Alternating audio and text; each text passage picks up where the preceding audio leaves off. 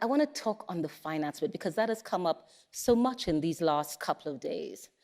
You know, no one has said that there's a lack of resources.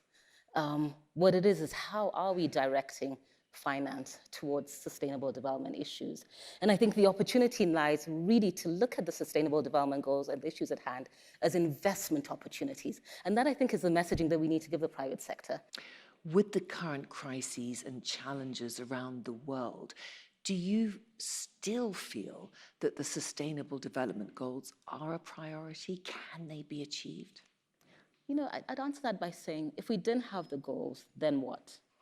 What would we be focusing on to be able to address a lot of the crises that we see all around the world?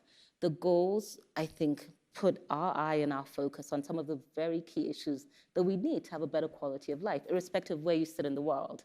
And they still have relevance. I think we've lost momentum over the last couple of years, but we certainly continue to see the need to keep our eyes focused on these key goals. And I just want to stress again that, you know, governments do play a role in providing the public financing and the enabling environment obviously at the nation state level, but private sector can really play a catalytic role in terms of innovation, in terms of access to markets and citizenry, in terms of, you know, transformative financing. And I think that really, that mix of the public-private together is what I think is really catalytic to driving these goals forward. A lot of the Sustainable Development Goals align anyway with national development agendas. A lot of them align with the business agendas of very progressive businesses. So it's really just an alignment and focusing on what the key issues are for the world.